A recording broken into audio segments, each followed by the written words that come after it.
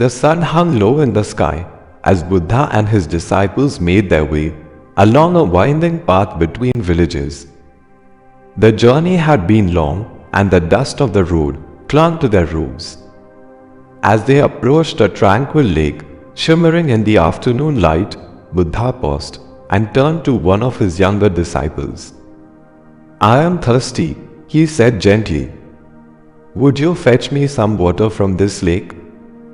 The young disciple hurried to the water's edge, eager to serve his teacher. But as he knelt to fill his vessel, his heart sunk. Villagers were washing clothes along the shore, beating them against the rocks. Just then, a heavy bullock cart lumbered through the shallow waters, its wheels churning up clouds of mud from the lakebed. The once clear water turned murky and brown before his eyes. Returning to Buddha with empty hands, the disciple explained, "Master, the water is too muddy to drink. Perhaps we can find cleaner water further along our path." Buddha simply nodded and smiled, offering no reply. The group rested beneath the shade of an ancient banyan tree as the sun continued its slow journey across the sky.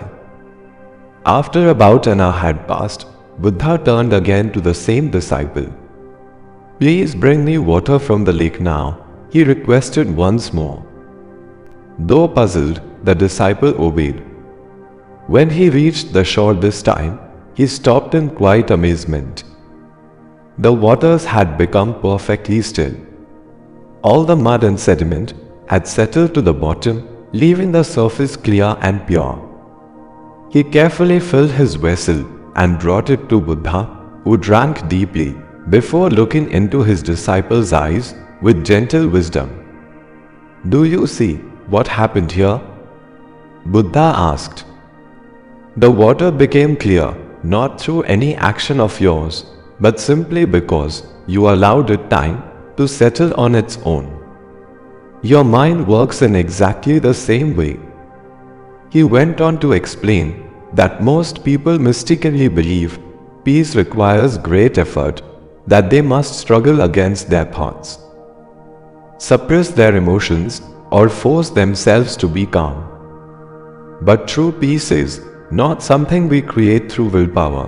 It is what remains when we stop disturbing the natural stillness of our minds. Buddha described how our minds become troubled, like the lake, stirred up by external events, just as the villagers and cart had disturbed the waters. A harsh word, a disappointment, a moment of fear, these are like stones thrown into our mental calm. But the disturbance doesn't have to last. When we stop agitating the waters with our reactions, the mud of our emotions naturally settles and clarity returns. He taught that emotions are like passing weather patterns. They come and go of their own accord if we don't cling to them. Just as a child's tantrum eventually subsides when met with patient calm, rather than angry reaction, our own emotional storms pass more quickly when we give them space rather than resistance. The key is understanding that we cannot control every thought or feeling that arises, but we can choose whether to engage with them or let them pass like clouds across the sky. Most importantly, Buddha explained how this inner peace naturally radiates outward. When one person achieves stillness of mind, it creates ripples that touch everyone around them. A mother's patience soothes her crying child. A leader's composure steadies an anxious teen. Even a single mindful breath can shift the energy of an entire room. The young disciple bowed deeply, his heart light with understanding. He realized that peace wasn't some distant goal to be achieved through struggle, but rather a natural state that emerges when we simply stop disturbing it. The lesson of the lake reminds us that clarity comes not from forcing our minds to be still, but from allowing them to be. When life stirs up our inner waters, we need only pause and wait. The mud will settle, the waters will clear, and peace will return, all without our frantic efforts to make it so. This is the effortless path to true serenity that Buddha revealed on that quiet afternoon by the lakeside.